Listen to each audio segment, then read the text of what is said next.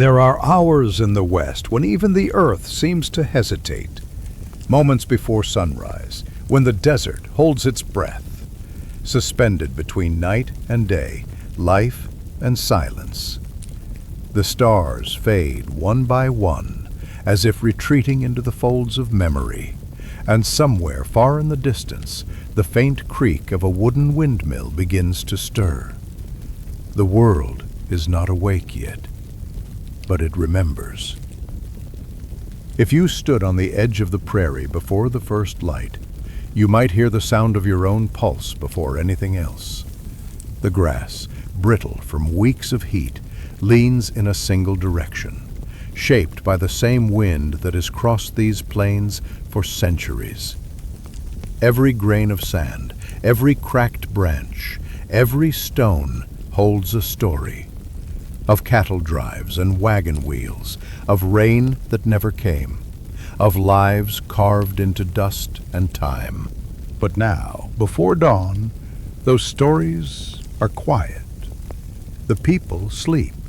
The settlers in their creaking cabins, the travelers under canvas tarps, the horses tethered to dry posts with their heads bowed low. Only the wind moves, whispering through the skeletons of old fences. It moves slow, almost kindly, like a hand brushing away the fatigue of another day. The night sky in the west is a kind of cathedral, its ceiling draped with endless stars, its silence shaped by distance. For the few still awake, perhaps a cattle herder keeping watch, or a woman feeding embers to the stove, the stars offer a kind of company, not warmth, but familiarity. They mark direction, they mark time, they mark the patience of survival. And then, one by one, they begin to dim. The eastern horizon bleeds into lavender, and the stars dissolve into that color, the sky swallowing them gently, like old secrets finally at rest. A new day is coming, but for a few minutes, there's only this in between, a half-light where yesterday and tomorrow meet. Down in the valley, the town is still, a fragile collection of wooden ribs pressed into the dust. The main street is nothing more than a path of dry earth lined with uneven planks. A few lamps flicker weakly behind warped glass. The saloon door hangs slightly ajar, sighing as the wind moves through it. A sign creaks above the general store, a sound that, in the stillness, seems too loud, too alive. Inside, the air smells of tobacco and sawdust. Barrels of flour lean against the walls, next to stacks of dried beans and chipped enamel plates. Everything in this town, every nail, every hinge, every shard of glass, has been carried here by human hands, often from far, far away. The West did not grow on its own. It was hauled here, piece by piece, in wagons that never should have survived the journey. And so the town sleeps, unaware that its silence is a miracle. In one of those small cabins, a woman wakes before the rest. She pulls on a shawl, lights a stub of candle, and stirs the ashes in the hearth. The smell of smoke seeps into the air, a scent that means life here. Fire is warmth, food, safety. It keeps away the chill, the coyotes, and the heavy silence that can fill the mind in these endless plains. The woman moves quietly.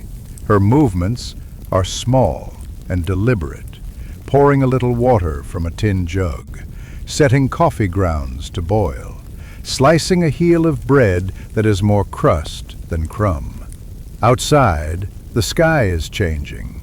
The first faint gold begins to touch the roof lines, and the edges of the world sharpen. The day, inevitable and heavy, is arriving. As the light grows, so does the sound. A horse snorts. A door closes. A hammer strikes somewhere far away. Each sound feels almost sacred in the morning air. Not noise, but proof of endurance. The chickens stir in their coops. Someone empties a bucket of wash water into the dirt. And from the ridge, the low echo of a train whistle drifts, faint, ghostly, as if traveling from another world. For a few seconds it lingers, then fades into the still air. Out here, every sound carries the memory of effort. Nothing comes easily. Every board nailed, every mile walked, every loaf baked, they are all small victories against an unkind land. By now, the first figures appear against the rising light. A ranch hand walking toward the corral, rope coiled at his side. 2 children carrying buckets from the well. An old man sitting on his porch, staring into the empty distance. There is a rhythm to these lives, a slow, repetitive pulse carved by necessity. Each morning is the same, and yet it's survival. And in that sameness there's a quiet dignity. They know the land will not change for them, so they change for it. The West, in truth, was not conquered. It was endured.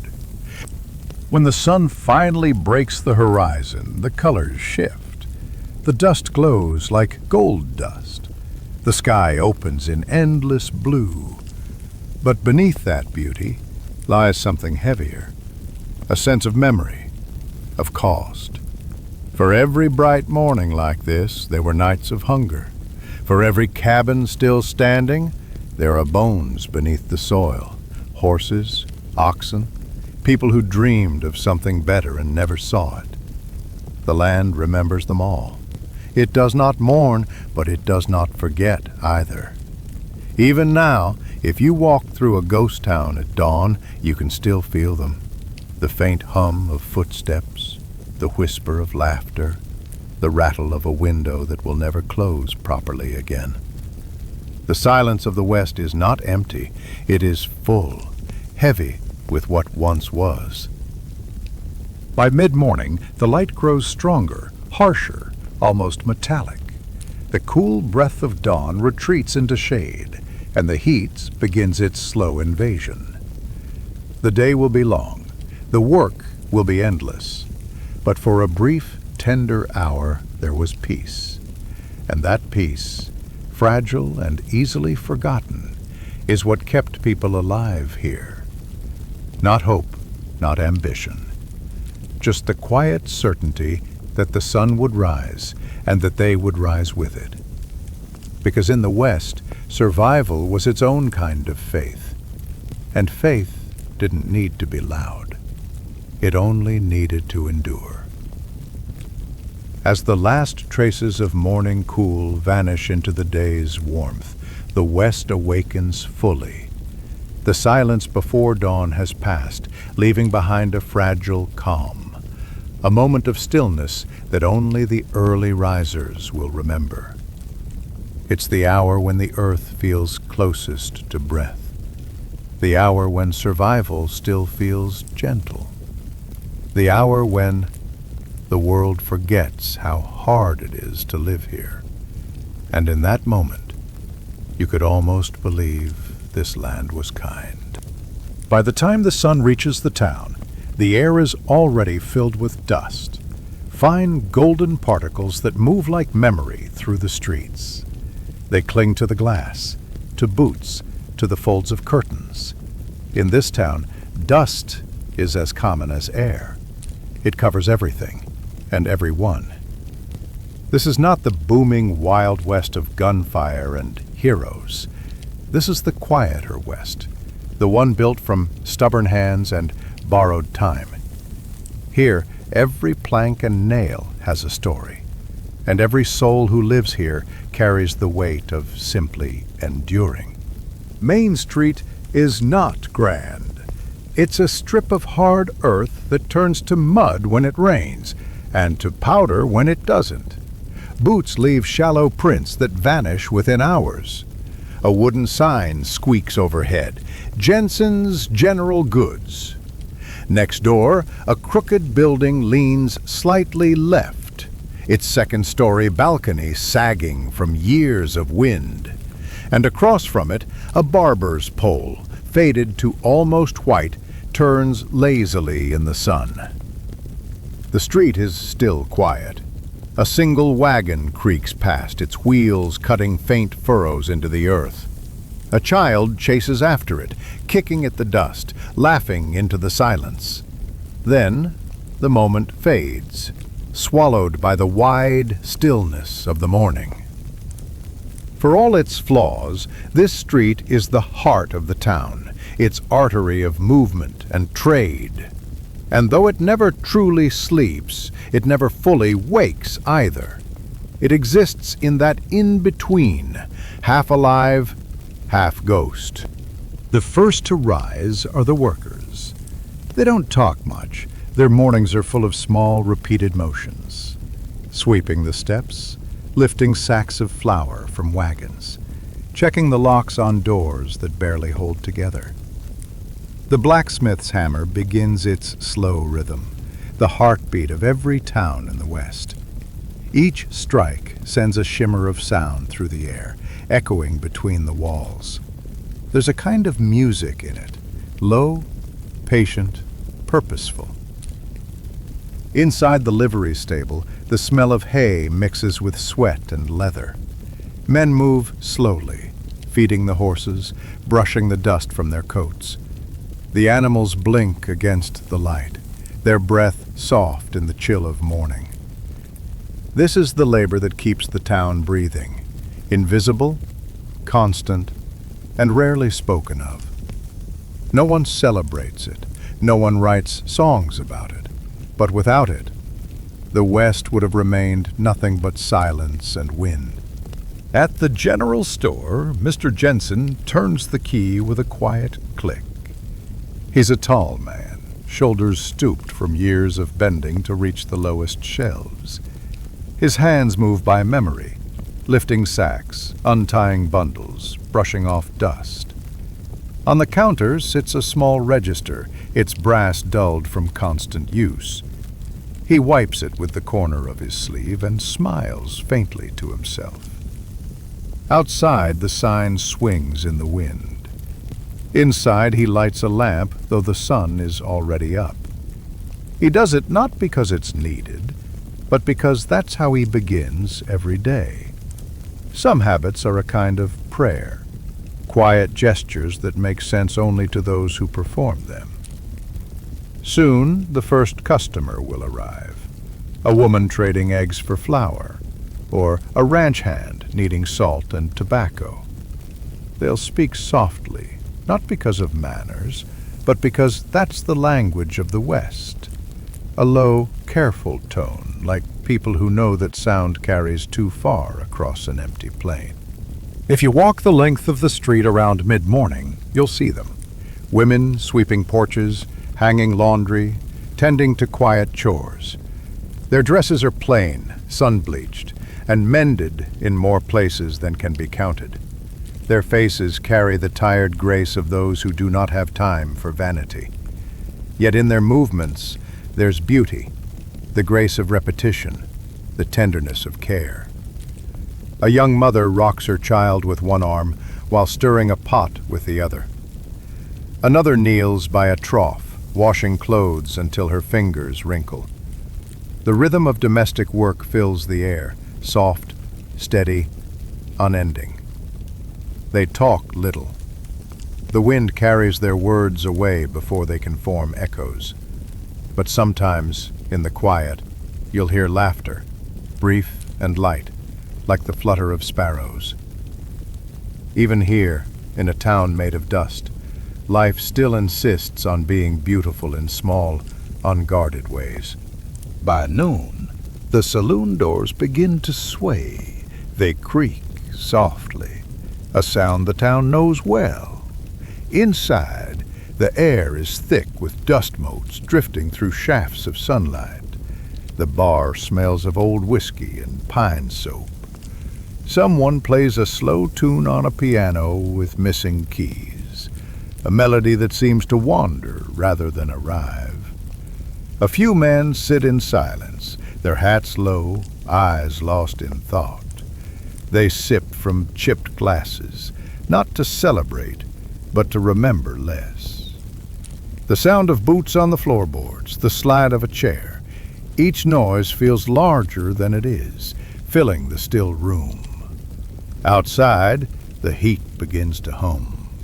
The world beyond those swinging doors grows white and endless, and for a few hours, the saloon becomes the only cool place left to breathe.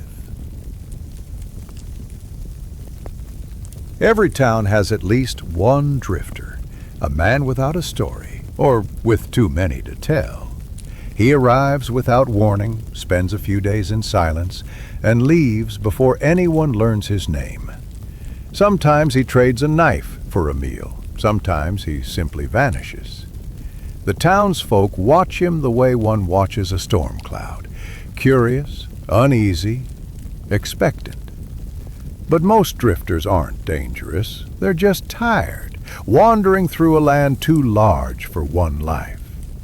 At night, you might see him sitting by the edge of town, hat pulled low, staring at the horizon, not looking for anything, just watching the sun disappear into dust again. And when he's gone, no one speaks of him. Because in a place like this, everyone understands what it means to keep moving. The afternoon stretches long. The heat hums against the walls. Flies buzz lazily near windows. A wagon rumbles by, leaving behind a pale trail that slowly settles back to the earth. And then, nothing. The silence returns, vast and alive. People often think silence means emptiness, but here it's the opposite. Silence holds everything, the weight of unspoken things, the shared understanding that this is as good as life gets for now. In that silence, you hear what truly matters.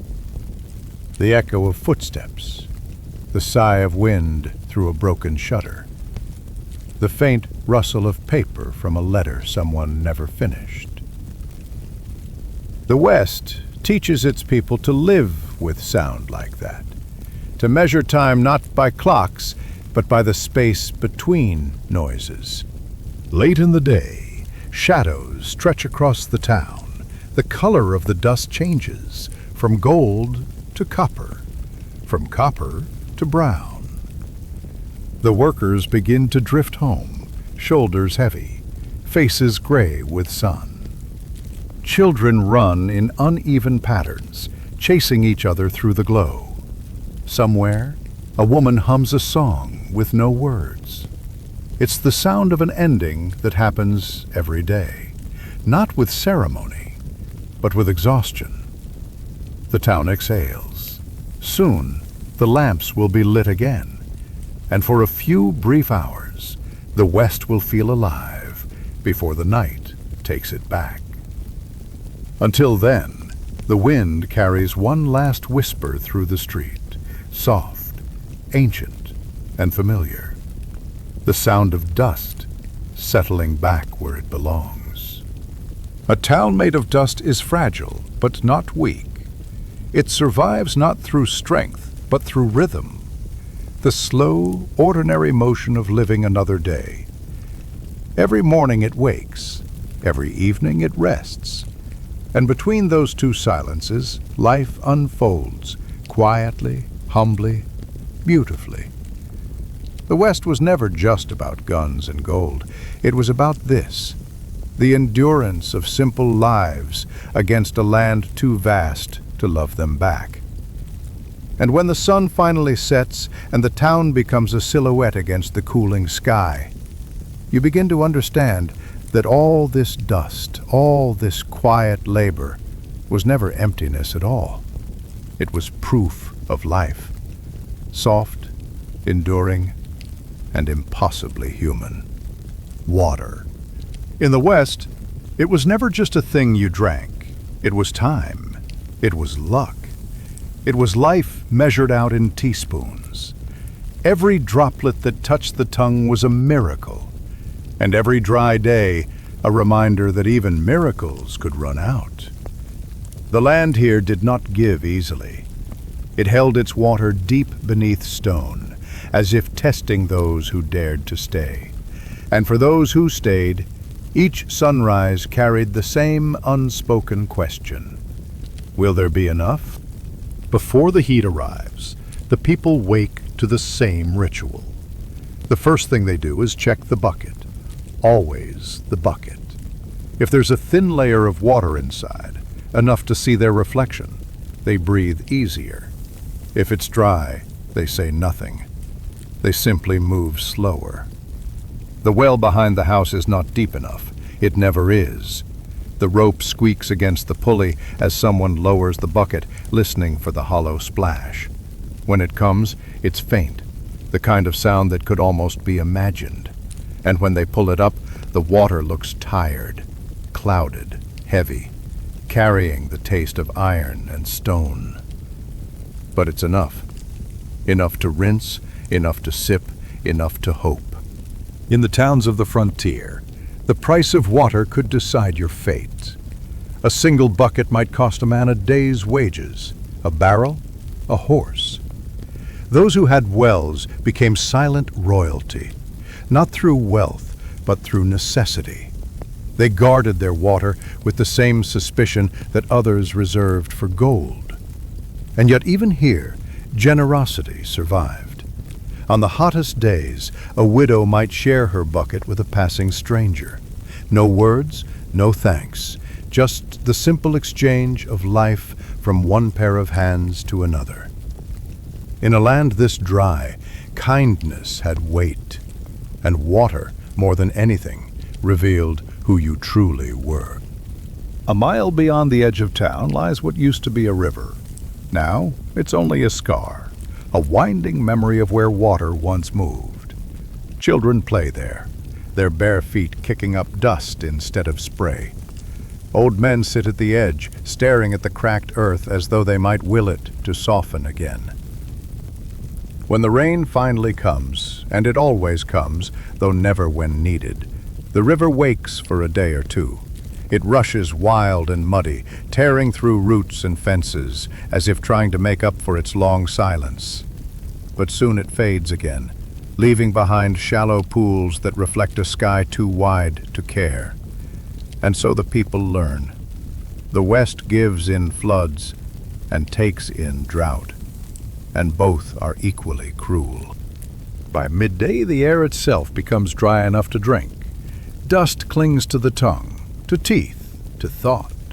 Every breath tastes like distance.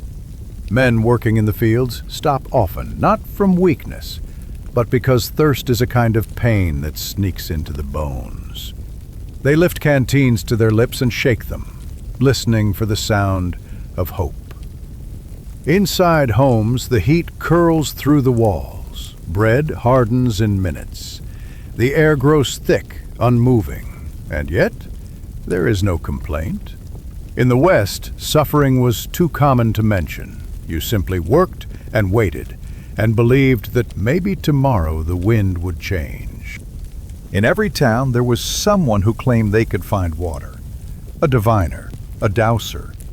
They walked the land with a forked branch, muttering to themselves, feeling the tremble of unseen things.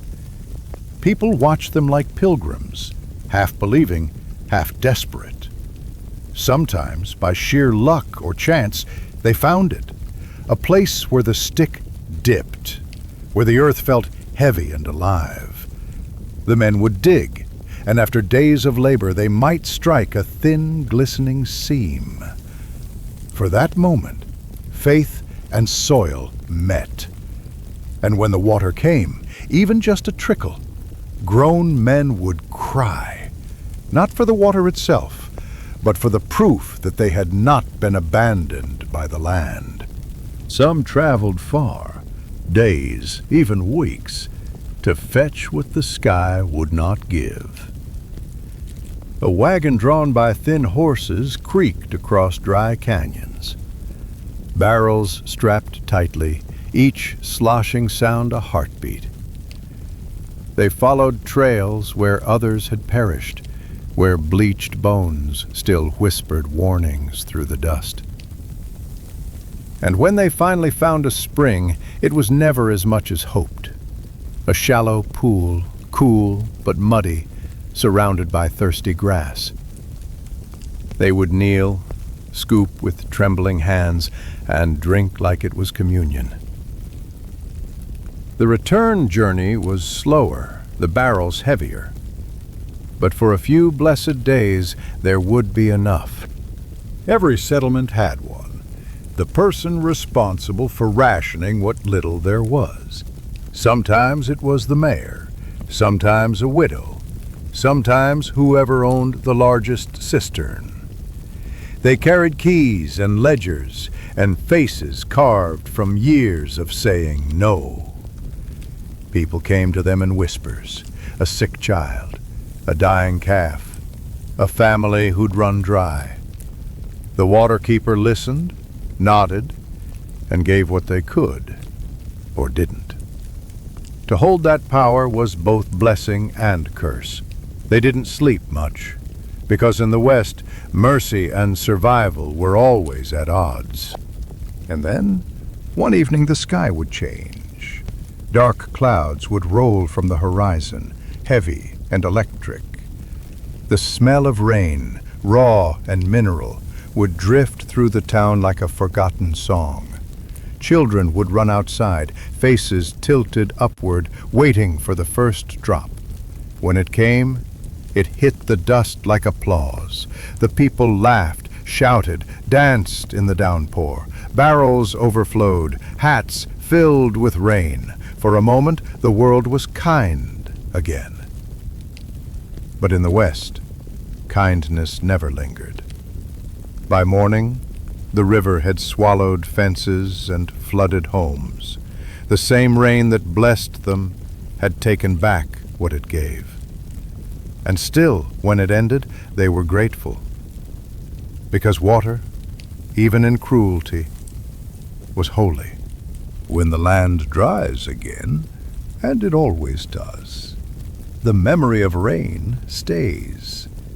You see it in the way people look at the sky, not with anger, not even with hope, but with a quiet sort of longing, the kind that comes from knowing you've survived both plenty and nothing. In the corners of cabins, water barrels sit half full, their surfaces still and dark. Sometimes at night, the sound of dripping from a leaky roof feels like music. Water becomes myth here, a story retold to children in whispers. Once the river flowed all summer long. They listen wide-eyed, not sure whether to believe it. In the end, the people of the West did not conquer the desert. They learned to live in truce with it. They carried their thirst like a second soul, one that reminded them always how fragile it was to be alive. Every sip was gratitude, every drop a promise, and every dry season a reminder that survival here was never about abundance, but endurance. The weight of water was the weight of everything: faith, patience, suffering, hope.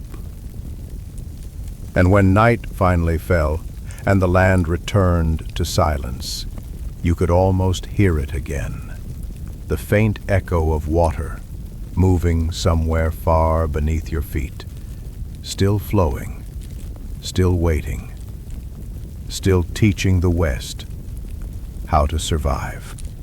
Before the first spoonful is lifted, before the pot begins to bubble, there is silence. It is not the silence of emptiness, but the pause of waiting, a small, sacred space that rests between hunger and fulfillment. In the Wild West, where days stretched long as rivers and nights fell heavy as stone, this silence often sat beside the campfire. Men and women would listen to it, the way one listens to a sermon, for in that quiet, the body remembered its frailty, and the land reminded them that nothing came easily, not water, not warmth, and certainly not food. The West did not feed you. You had to pull each meal from its reluctant hands, coaxing beans from dry earth, salt from the sweat of your own skin, and bread from dust. And so, every meal, no matter how small, became something near to grace. To eat was to survive, but also to whisper thank you to the universe that still allowed you one more sunrise. When the day's labor was over, and the herd finally quieted beneath the red edge of sunset, the cowhands gathered around the fire. No fine table, no linen, no proper plates, just the earth itself, and a ring of tired men sitting cross-legged, boots dusty, faces dimly lit by the flickering flame. The cook, often called Cookie, was both magician and priest of that small circle. With little more than beans, bacon fat, coffee grounds, and flour, he fed the soul of the frontier. His tools were few: a blackened pot, a dented pan, a tin ladle that had seen more sunsets than most men lived to count. The scent of beans and smoke mingled in the cooling air. Someone would whistle low, a tune half remembered from home, or from a place they'd never returned to. The others might hum along, softly, like men trying not to wake the stars. They would share the same pot, pass it carefully, and eat without words. Out here, speech was wasted. Only the taste of warmth mattered. Each bite was coarse and heavy, beans swollen from long boiling, thick with grease and grit. But the men chewed slowly, letting the flavor carry them somewhere safe. In those moments, the fire became their table, the stars their roof, and hunger their only prayer. In the wooden cabins at the edge of town, where the wind whistled through gaps in the boards, women performed another kind of alchemy. They took flour, often coarse, sometimes full of weevils, and turned it into bread. The sound of kneading was like a heartbeat against the silence. Flour, water, salt, lard. These were not just ingredients, but blessings measured by memory.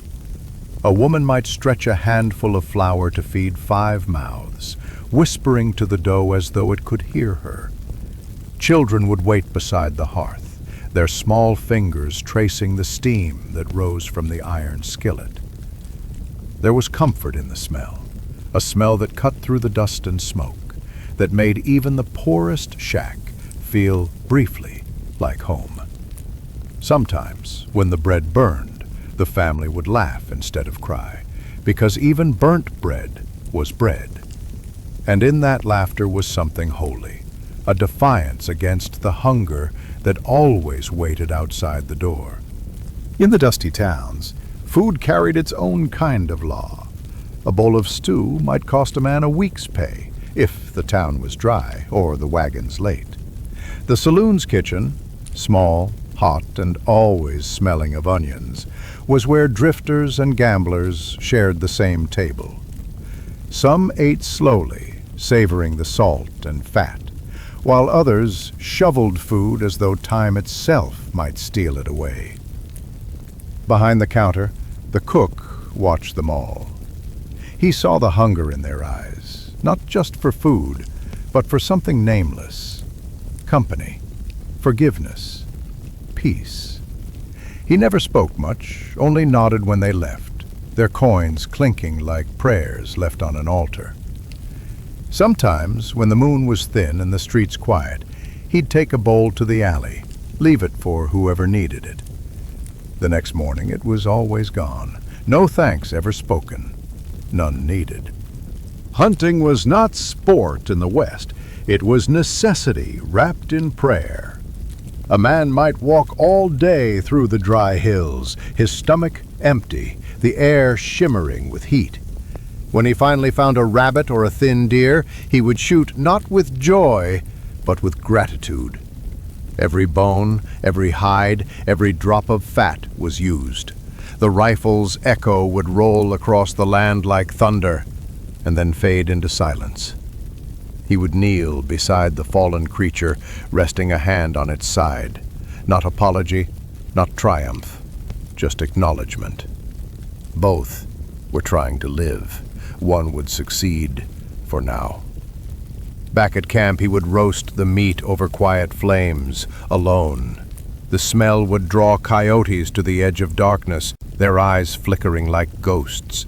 He'd eat slowly, aware that tomorrow the land might not give again. If the West had a religion, it might have been coffee.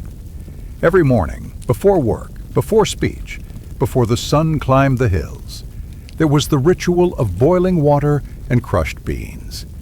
The pot hissed and sighed, releasing a smell that could resurrect a man's spirit. Cowhands, miners, mothers, all shared this same sacred hour. Hands cupped around tin mugs, they sipped in silence, staring into nothing, into everything.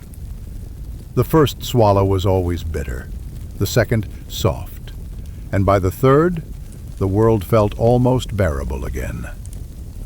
Coffee did not solve hunger, but it gave shape to time, divided the endless days into small, livable mornings.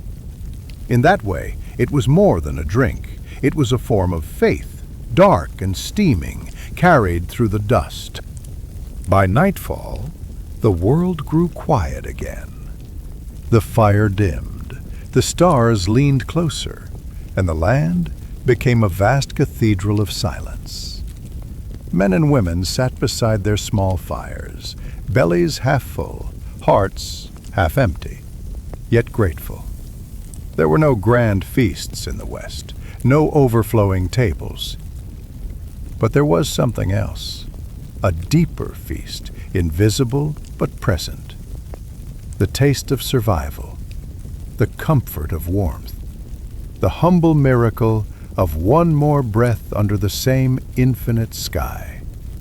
Bread, beans, bones, and coffee, these were not just food. They were memory itself, the simple proof that humanity endures even in the loneliest places. And in that endurance, the West found its soul, not in its gunfights or its gold, but in its quiet dinners under the fading light. The sun of the western frontier was not kind. It did not shine. It pressed. By noon, the world became a furnace, and the light seemed to carry weight, a slow, unbearable gravity that pinned everything in place. Men learned to work beneath it because they had no other choice. There was always something that needed mending, lifting, digging, or hauling. A wagon wheel cracked, a fence post leaned, a roof threatened to give way. And under that burning sky, there were no holidays, no rest, no excuses. The land demanded sweat as its tax, paid daily in silence. The sun drew it from the body, drop by drop, until a man felt hollowed, his thoughts dried to sand. Yet he kept moving, because stopping meant thinking, and thinking meant remembering the comfort he didn't have. Farming in the West was a negotiation with despair. The soil was stubborn, dry, and lean, and every seed planted was a gamble against the wind. From sunrise to dusk, men and women bent over rows of brittle earth, coaxing life from dust. The plow groaned behind the horses, metal biting into the ground like a dull memory. sweat mixed with dirt, until the body felt made of clay. Each furrow cut into the soil carried a quiet hope that rain might come. Maybe this week, maybe never. Sometimes clouds would gather on the horizon, promising mercy. The farmers would pause, shade their eyes, and watch the dark shapes form. But often the storm would pass them by, like a guest who had mistaken the wrong house. Still, they kept working. They learned to find beauty in persistence, the miracle not of success, but of continuing despite the odds. To survive was to believe in the smallest signs: a green shoot in the morning, a cool wind at dusk, the smell of wet dust after a rare shower. Farther west, where the iron roads were still being born, men swung hammers under the sun until their arms trembled. They came from everywhere: Ireland, China, Mexico, the South. Each man carrying his hunger in silence. They laid tracks across land that had no shade, their bodies glistening with heat, shirts tied around their necks, lips cracked and bleeding. When the whistle blew, they'd take a sip of warm water, maybe share a few words, then return to the rhythm of steel. Clang, pause, clang. A heartbeat made of labor. There was no glory in it, just the steady discipline of repetition. Swing, strike, breathe, endure. Each spike driven into the earth carried a piece of someone's story. And when the train finally came, roaring and new, few of those who built it were there to see it. The railroad was progress for some, a graveyard for others. But it was built on sweat and silence, a monument not of triumph, but of survival. In the canyons and foothills, men descended into darkness to escape the heat, only to find another kind of fire waiting. The mines were deep and airless, where lamps flickered on rough stone, and every breath carried the taste of dust and metal.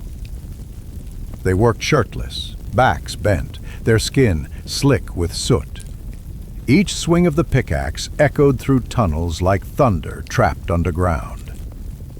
Sometimes the walls whispered, the earth shifting, sighing, and the men would pause, listening for danger. Then a nod and the rhythm resumed. When they came out at noon, blinking into the light, it was like surfacing from another world. The sun hurt their eyes, but the wind on their skin felt almost holy. They would sit outside their shacks, share a drink, and stare at the land that held both their prison and their wage. To be a miner was to live between two extremes, darkness and glare, silence and collapse, and somehow find a kind of peace between them. The midday sun was merciless, not only to men but to the animals that worked beside them. Horses stood tied to wagons, tails flicking flies, their hides shimmering with sweat. They pulled plows, dragged timber, and carried burdens until their breath came in labored bursts. Men would pour water from their canteens into the animals' mouths before drinking themselves, not out of pity, but respect. Both man and beast shared the same pact with the sun, to endure quietly. Sometimes a horse would falter on the road, its legs trembling, its ribs heaving. The others would wait. No one spoke. They'd remove the load, let the creature rest in the shade of a mesquite, and pray it would stand again. If it didn't, there was nothing more to do than dig a shallow grave and keep moving west. Every journey left ghosts behind. Around midday, when the air rippled with heat, the world lost its edges. Distance blurred. The horizon shimmered like a lake made of glass. Men walking the plains sometimes stopped, staring at what looked like water, a blue gleam, a false promise. The desert was a painter of illusions. What looked close could be far. What looked cool could burn. A man could walk toward the mirage for hours, certain it was real, until the shimmer dissolved, leaving only more sand, more silence. Some said the heat spoke to you out here, that if you listened too long, it whispered your name, soft and dangerous, like a memory calling you home. That was why men learned not to trust their eyes under the noon sun. Only their steps, their instincts, their will to keep walking. When shade appeared, a single tree, a canyon wall, the side of a wagon, it felt like salvation. Men would step into it, remove their hats, and breathe like pilgrims entering a temple. The temperature dropped only slightly, but the mind rested there. In that small shadow, they'd eat something simple, jerky, hardtack, maybe a slice of bread left from morning. They chewed slowly, letting the silence cool their thoughts. And for a few minutes, the world felt balanced again. There was no grandeur in the frontier's survival. No music, no applause, just moments like these. A patch of shade, a swallow of water, a sigh that said, "I am still here." When the sun finally began to sink, it did not feel like an ending, more like a release. The wind changed first, cooler, slower. Then the color of the land shifted, gold to amber, amber to rose. Shadows stretched long and gentle, like forgiveness spreading over the earth. The men washed their faces in what little water remained, loosened their collars, and sat quietly. They did not speak of the day behind them. There was no need. The creak of leather, the rustle of grass, and the low breath of the horses told the story well enough. The West was not a place for ease. It was a crucible where character was cooked beneath the noon sun, until all that remained was endurance. And when night came, they did not celebrate.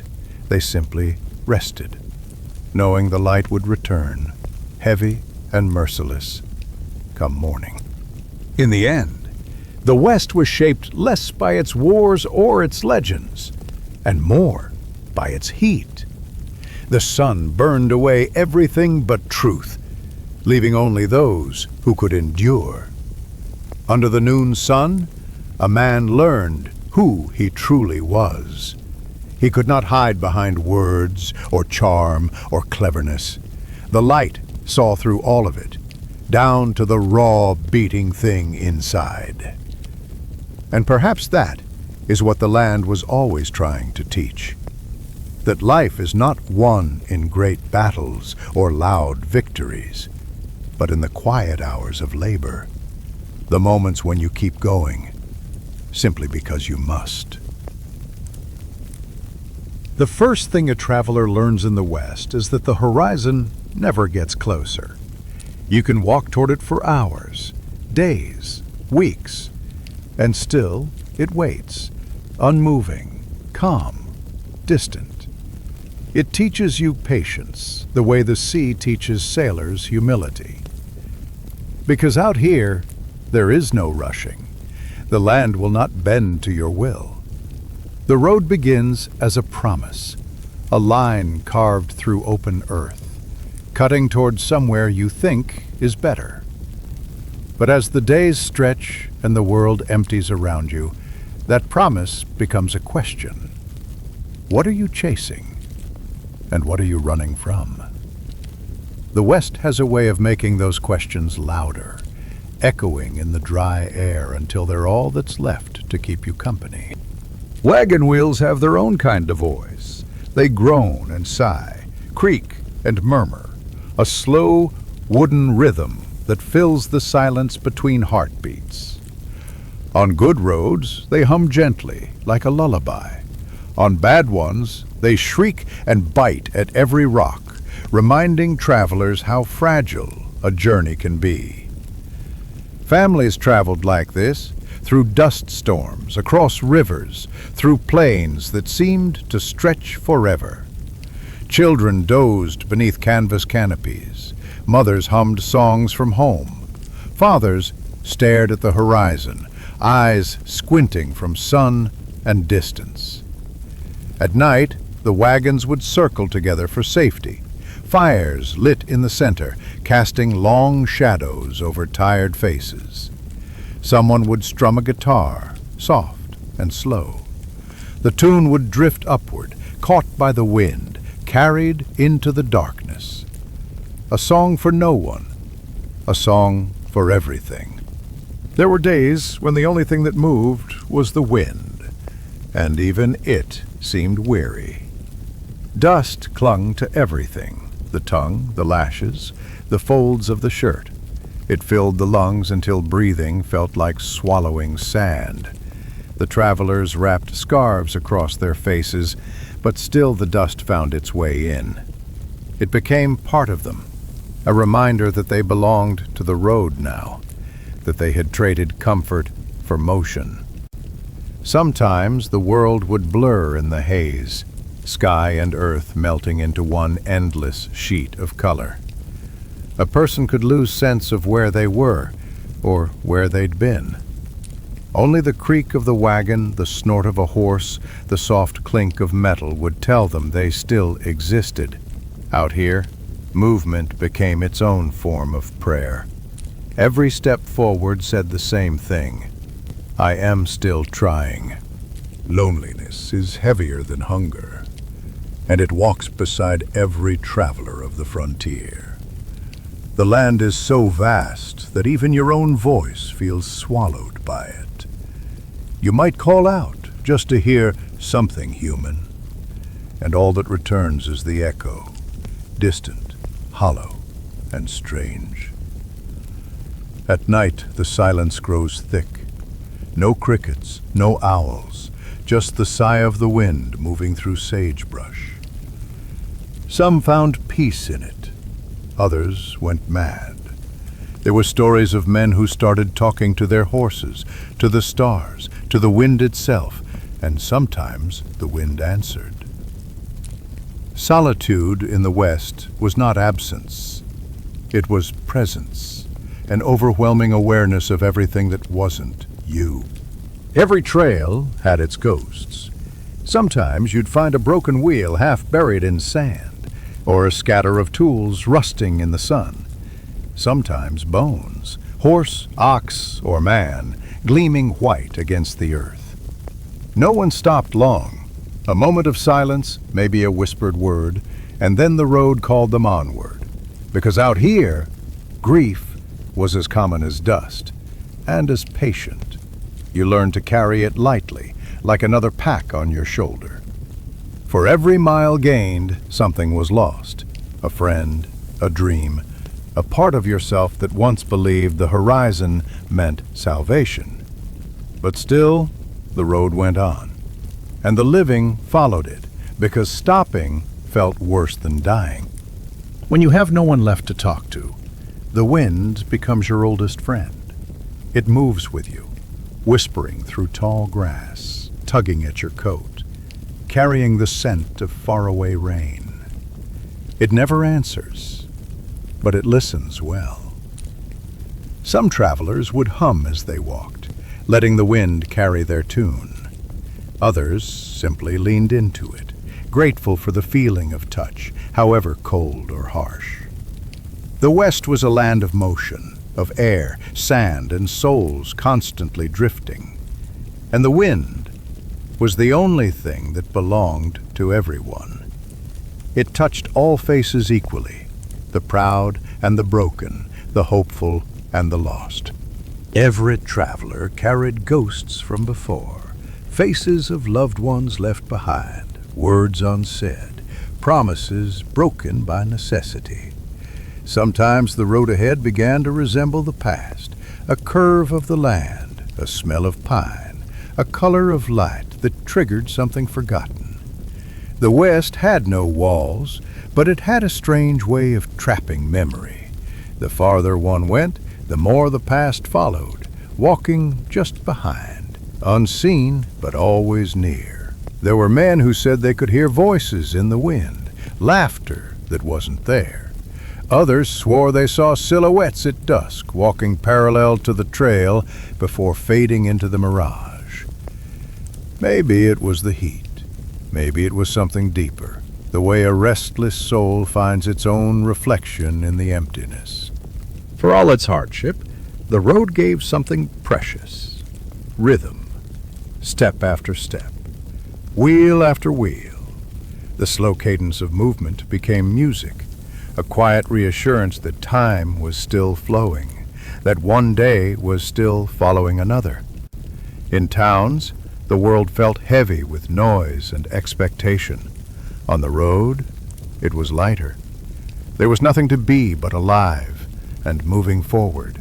Every mile was both a small death and a small rebirth. The road to nowhere was, perhaps, the truest road of all, because it asked for nothing but presence. And sometimes, that was enough. Every traveler dreams of an ending, a town, a home, a face waiting by the fire.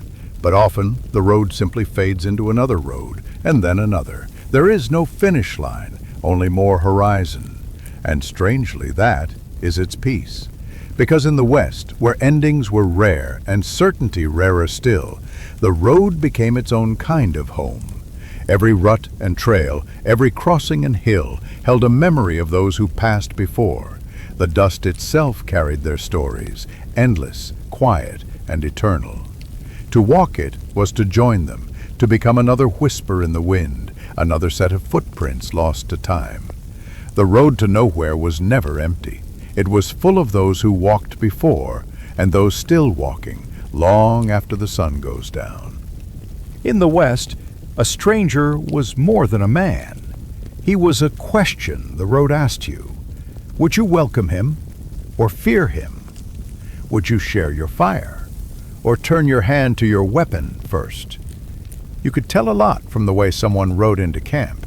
Some came slow, letting their horse breathe easy, one hand open at their side, signaling peace. Others came fast, dust rising behind them like smoke, eyes hidden beneath the brim of a hat, signaling trouble. Every traveler learned to read those little signs, because in a land this empty, there were no crowds to hide behind. Every face was a story, and every story began with uncertainty. There's a kind of silence that falls when two strangers see each other for the first time. It's not fear, not exactly. It's more like recognition, as if both understand the same unspoken rule. We could destroy each other, or we could save each other. A man by the fire lifts his eyes.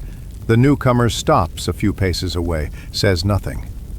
The air hums with the faint hiss of the wind and the quiet pop of burning wood.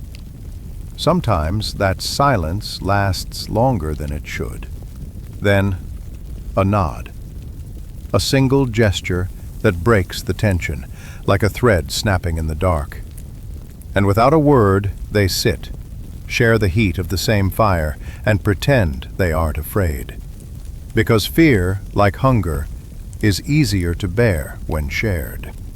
The first few words around a new fire were always the same. Where you from? Where you headed? What brought you out here? No one ever gave full answers. Sometimes the truth was too heavy to speak aloud, so they spoke in half sentences, gestures, glances, a laugh here, a sigh there, and the night filled with the music of understanding without explanation. Stories in the West were like smoke, thin, fragile, and always drifting. No one knew which parts were true, or if truth even mattered. All that mattered was the warmth of the moment, the small reprieve from the loneliness of the trail. By morning, one might ride east, the other west. Their paths would never cross again, but for that one night, they had shared something more binding than memory, the quiet company of survival. Every fire throws light and shadows. Out beyond the glow, in the dark, were always things unseen. Coyotes watching, the wind stirring through brush, and sometimes the imagination playing tricks too deep to tell apart from truth. A stranger's eyes could be kind one minute, cold the next. The firelight revealed only parts of him, leaving the rest to mystery. You might wonder, what's he hiding?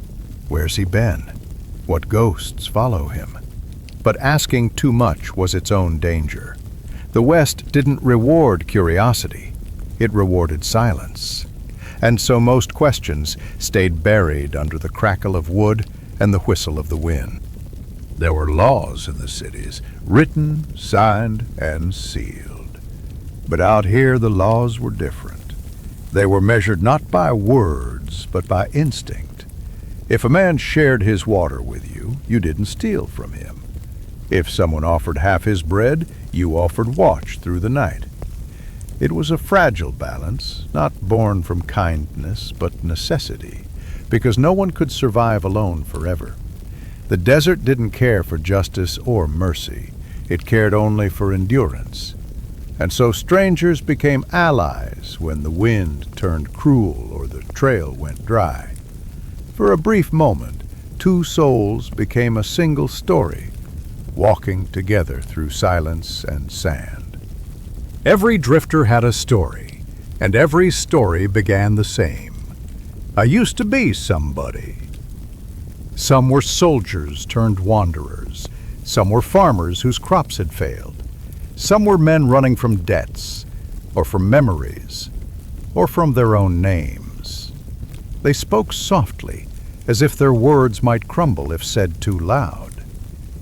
And when they finished, the fire would burn low, and no one would answer. Because the truth was, every man out here had the same story, told in different words. They weren't looking for redemption, just distance. And the road gave them plenty of that.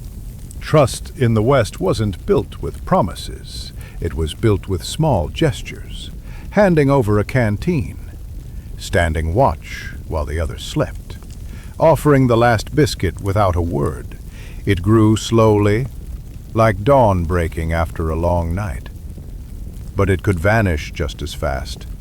One wrong glance, one misplaced word, and the air turned cold again.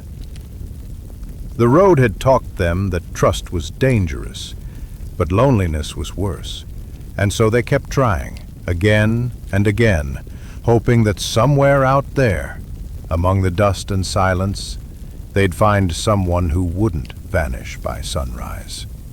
By dawn, the stranger was usually gone. Sometimes he left a few ashes still warm, sometimes a footprint leading toward the horizon.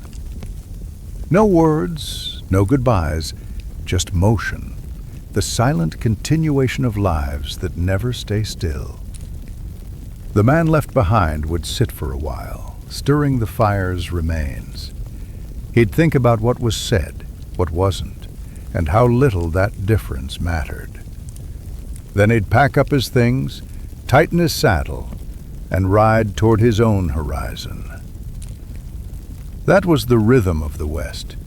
Brief meetings, quiet partings, the endless repetition of hellos and goodbyes that left no room for regret. Even after the stranger's gone, something lingers, the weight of his gaze. Those eyes, calm or haunted, kind or cold, become part of your memory of the road. Sometimes you see them again, in dreams, in storms, in reflections off your coffee tin. The West was full of eyes like that, They watched from behind cracked windows, from under hat brims, from the folds of memory itself, each one a reminder that for a moment you were seen. And that might be the closest thing to belonging the frontier ever offered, because in a land where everyone's running, recognition is a kind of mercy, even if it only lasts for a night. Every fire ends the same way. Ashes cooling beneath the morning light. The faint smell of smoke drifting upward, losing itself in the wind. Out here, that smoke carries everything a man leaves behind. Words unsaid, regrets unspoken, the soft whisper of his name fading from memory. It rises, disappears, and becomes part of the sky. In the West, nothing truly stays. It only changes shape, from flame to ash, from man to dust, from story to silence. The land remembers, not in words or monuments, but in scent and shadow, in the way the light hits the same ridge every morning. There's a kind of peace in that, knowing that when you go, the world keeps moving, soft and slow, like smoke finding its place among the clouds. The land in the West was a silent witness. It watched men come and go, watched them fight, build, and fall. And when they were gone, it swallowed the evidence, slowly, patiently, until all that remained was a faint scar in the earth, half buried under sand. Every trail was written, then erased. Every town built, then abandoned. Wood rotted, iron rusted, and bones turned white, blending back into the same soil that had birthed them. It wasn't cruelty, it was nature's mercy, the quiet acceptance that nothing lasts forever, and that forgetting is sometimes the kindest thing the world can do. At dusk, when the air cooled and the world seemed to hold its breath, some swore they could hear voices, whispers riding the wind through canyons, laughter lost among the rocks, the faint echo of a name no one spoke anymore. It was said that the land kept the sounds of the past, not out of haunting, but out of love. Every shout, every song, every cry for mercy became part of its breath, and when the wind blew just right, it exhaled them, soft and distant, like memories too gentle to frighten. For those who listened, the West was never empty. It was full of echoes, the quiet proof that no one ever truly disappears. Every traveler had someone walking beside them, someone no one else could see. A brother who never made it back, a lover left behind, a child buried in a land too far to visit again. The ghosts of the West didn't frighten, they guided. They reminded men of why they kept moving, of what they'd lost, and what they still hoped to find. In campfires, their faces flickered. In dreams, their voices called softly across the dark. Sometimes a man would turn his head sharply at dusk, sure he'd seen someone standing just at the edge of sight. But when he looked again, there was nothing, just dust swirling in the fading light. And somehow, that was comfort enough. People like to believe they carry their past with them. But out here, the past carried you. Every river crossed, every grave left behind, every friend buried beneath a nameless hill. They clung like shadows that lengthened with the day. Sometimes the memories hurt less, sometimes they grew heavier, but always they remained. The West was full of things abandoned, rusted tools, torn letters, wedding rings lost to the dirt. Yet each object was a kind of heartbeat, faint but unending. Proof that someone had lived, and hoped, and failed, and kept walking anyway. The land didn't judge, it simply kept what it was given. Far from any town, there were places where an old windmill still turned, creaking slow, slicing through the silence like a heartbeat in the void. It drew water from the ground, cold and clear, for no one. It turned because it always had. Sometimes travelers would stop there, rest in the shade, listen to the sound of the blades moving through air thick with history. That creak, that rhythm, it was the sound of the West remembering itself, a song made not by man, but by time. And when they left, they always looked back once, just to make sure it was still turning, just to remind themselves that something, somewhere, was still alive. There's a kind of fire that doesn't burn, the one that lives in memory. You see it in the faces of the old men sitting outside dusty saloons, their eyes reflecting sunsets they can no longer chase. You feel it in the cracked laughter of the few who remember how wild the world once was. The towns change, the names fade, but the fire, the will to survive, to endure, to tell stories, that remains. It burns quiet now, gentle and slow, like an ember buried deep in the heart of the earth. The land may forget names, but it never forgets the light. When the wind blows hard across the plains, it carries more than sand. It carries history, tiny fragments of places long gone, of bones and stories and songs once sung by fires, now cold. The dust touches everything, coats, hats, hands, as if reminding each traveler that they're part of the same story, no matter how far they roam. It settles on skin like a blessing and a burden, because the dust that blinds you is also what connects you to the past, to the dead, to every soul who's ever walked this road. In time, the world grows quiet again. The wind softens. The fire burns low. The stars begin to hum in their slow, ancient rhythm. And if you listen, truly listen, you can hear the earth breathing. The same breath it took before men came, and the same it will take long after. It hums with patience, with forgiveness. It hums with the memory of every soul that ever touched it. The West, in the end, isn't a place you find. It's a sound, a low, endless murmur beneath your feet, carrying all that once was, all that still is. Ashes and echoes. Nothing lost. Nothing gone. Just changed. Every man in the West carried something the light couldn't touch. It might have been a name he'd rather forget, a grave left behind, or the memory of a choice that couldn't be undone. The land had a way of keeping those things quiet, not erasing them, but tucking them into the folds of wind and dust where they could breathe without burning. You could ride beside a man for months, share his bread, sleep by his fire, and never know what ghosts rode with him. Because out here, survival wasn't clean. The West asked for pieces of a man, small ones at first, then bigger ones later.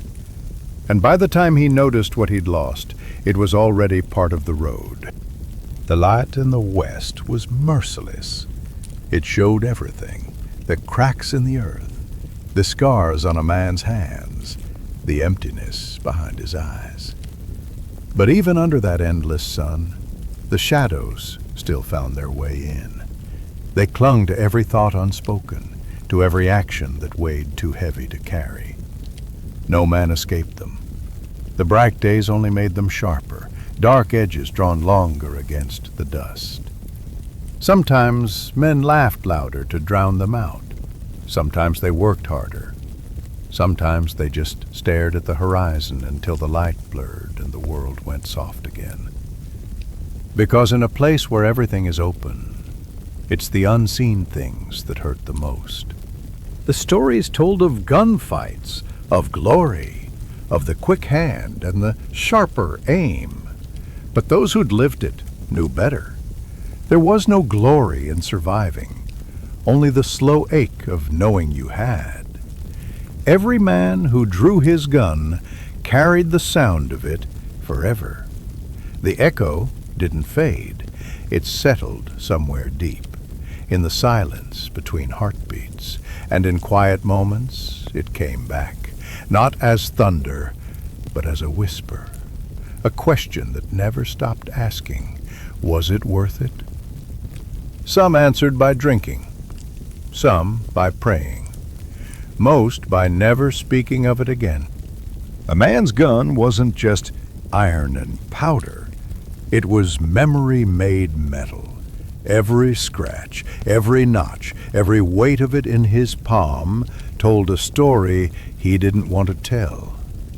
Some kept their guns clean, polished, shining, untouched by time. Others left them rusted, refusing to care for something that had already taken too much. At night, when the fire burned low, a man might set it beside him and stare at it for hours, like looking into the eyes of a thing that knew too much.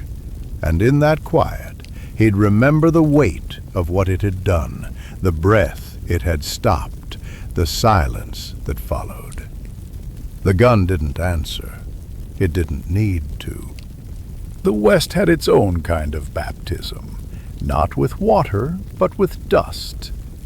Every man was cleansed by it eventually, whether he wanted to be or not.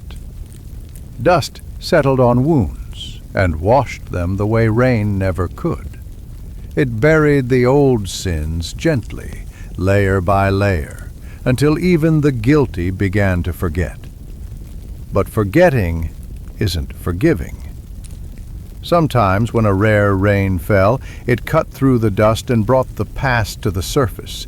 Bones, relics, pieces of a story too stubborn to stay buried. And when the sun returned, the earth dried, and everything was hidden again, as if mercy itself had limits. Every traveler, sooner or later, found a creek, a thin ribbon of silver winding through the dirt. He'd kneel to drink, and for a moment, his reflection would meet his eyes. A stranger looked back, someone older, harder, quieter, someone who'd seen too much and said too little. The water shimmered with movement, his face bending, breaking, reforming. That was the truth of it. No one stayed whole out here. Every man was made of pieces that no longer fit together.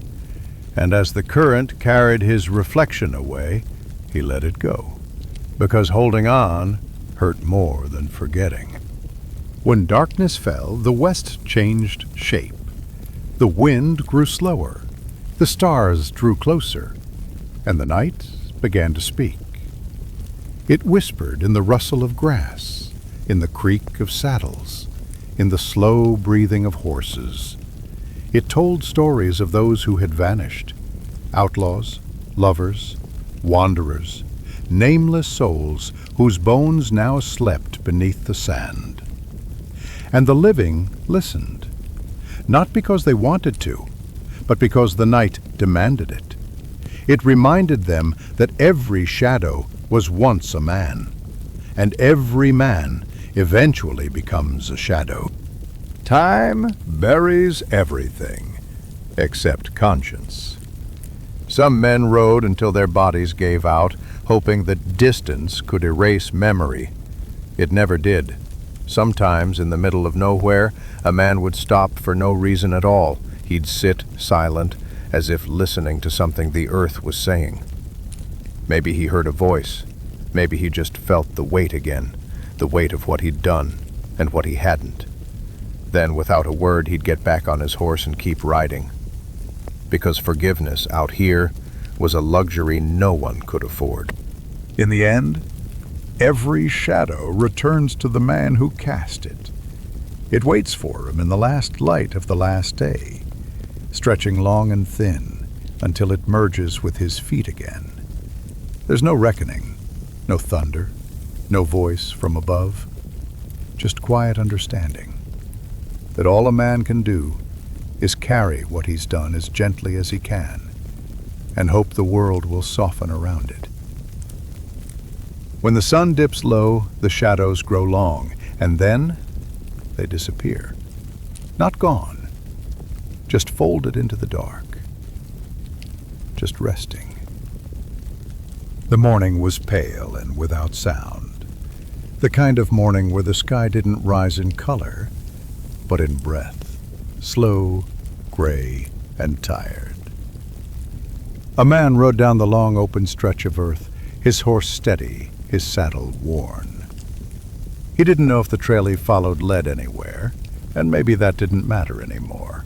The land had changed since the first time he crossed it. So had he. The dust no longer felt like a burden, only memory. Every gust of wind brought with it the scent of old places, forgotten voices, laughter that had once echoed in empty rooms. He didn't chase them anymore. He simply listened. Out here there was no destination, only the rhythm of hoofbeats, the slow breathing of the wind, and the faint thought that maybe, somewhere, someone still remembered his name. He came upon what used to be a town. The signpost was gone, the wood long rotted, the letters eaten by wind. Only the bones of the place remained. A few walls, a leaning church steeple, the iron ribs of a corral. He dismounted and walked through the silence, boots crunching against glass, tin, and memory. Every doorway was a frame to something that used to be. Laughter, music, the clatter of cups. Now, only the wind remembered the rhythm. He stood where a saloon once stood. There had been light here once, and warmth. Now, sunlight fell through broken boards, and motes of dust hung like ghosts in its path. It was strange how quiet the end of things could be. Inside what used to be a home, there was a table still standing. 4 chairs surrounded it, each one missing something: a leg, a back, a voice. He touched the wood, and it gave a small sound, not breaking, just remembering. He could almost see it. Hands passing bread, eyes meeting across candlelight, someone laughing softly over the crackle of fire. All gone, but not lost. Nothing ever really was. That's the secret of the West. It doesn't forget. It just folds memory into silence until it becomes part of the wind. He sat for a while in that room without walls, looking at the empty chairs as if waiting for someone to return. But the sun was moving. The light shifted. It was time to go. He followed the road again. It led nowhere and everywhere, a ribbon of dust unrolling into the horizon. Along the way, he began to remember names.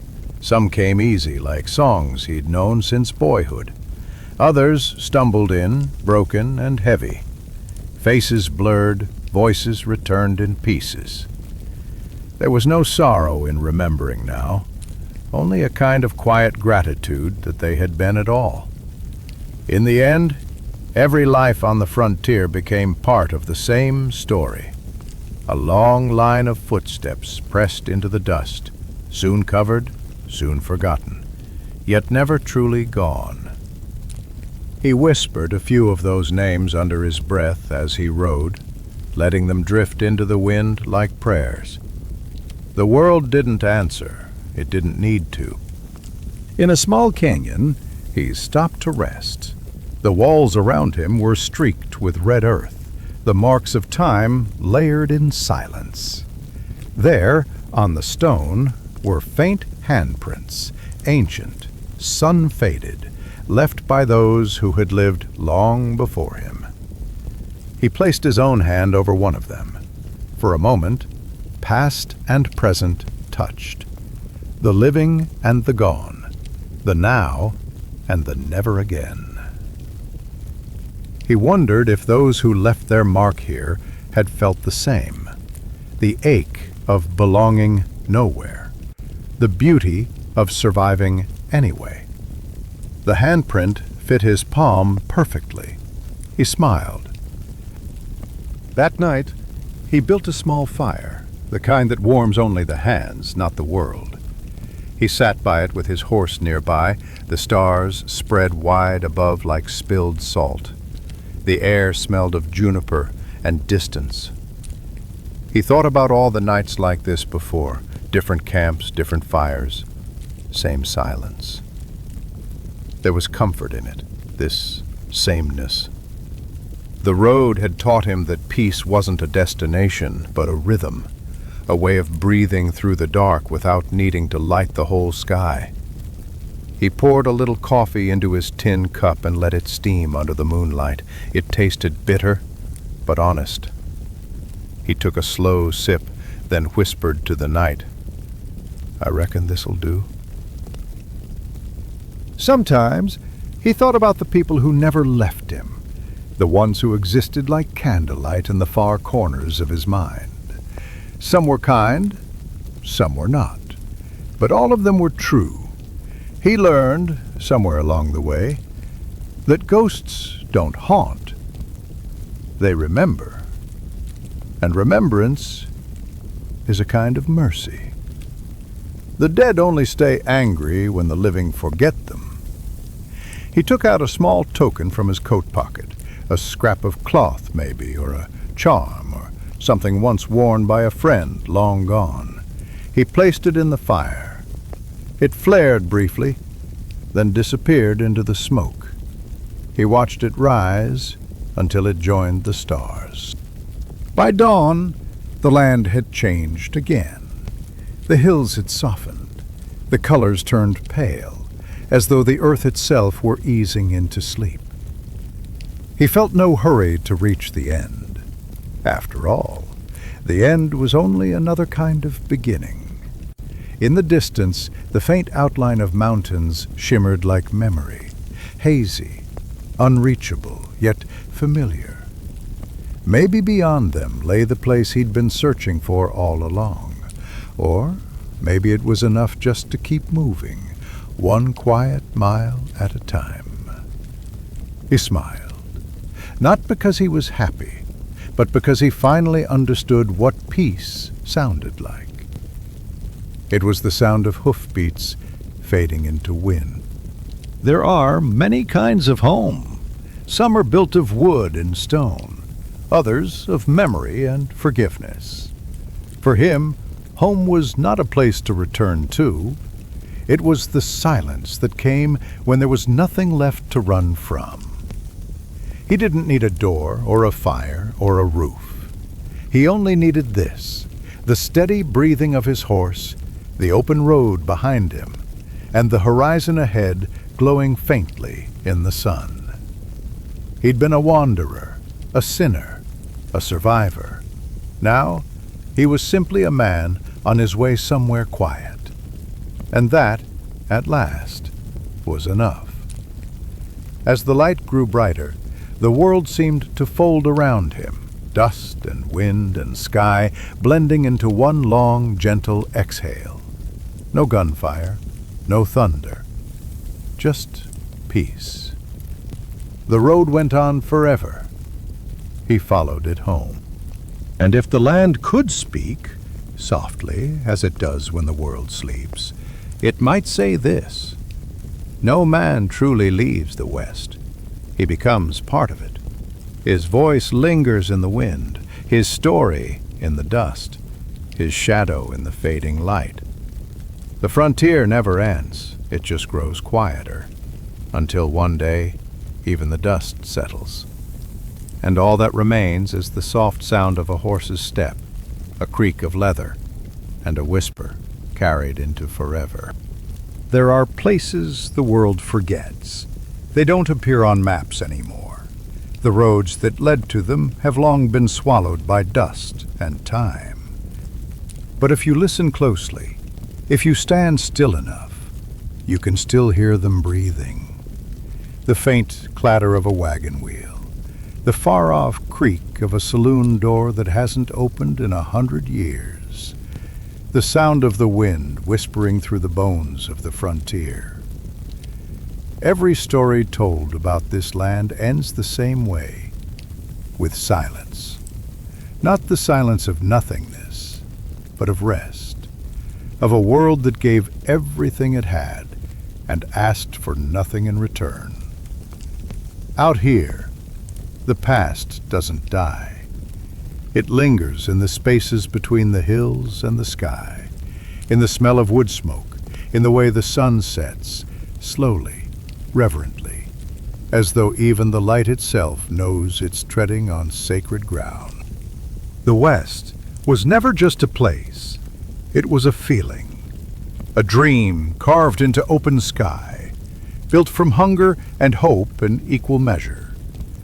Men and women came here chasing something they couldn't name. Freedom, maybe, or forgiveness. Most never found it.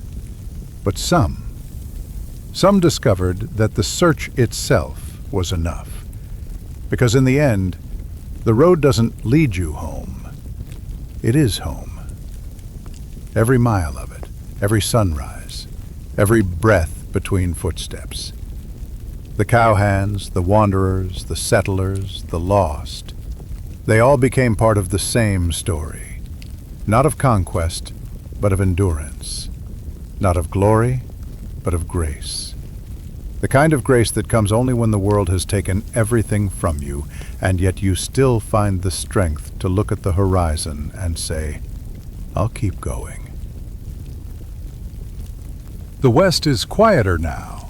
Its towns have emptied. Its trails have faded. But its heart still beats.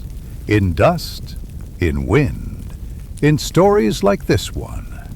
And if you close your eyes tonight, and the sound of the wind slips through your window, you might hear it. The echo of hooves, the sigh of the plains, the breath of a time that refused to vanish completely. Because the West doesn't die. It sleeps, patiently, waiting for the world to remember it again. So when you wake tomorrow and sunlight falls across your floor, imagine for a moment that it's the same light that rose over the prairie, the same gold that warmed a lonely traveler's face as he rode toward home. And in that warmth, you might feel what they felt, the simple, sacred truth that life, no matter how hard, is still beautiful when met with quiet courage. The story ends here, but the road goes on. The dust still remembers your footsteps, and the horizon, as always, is waiting.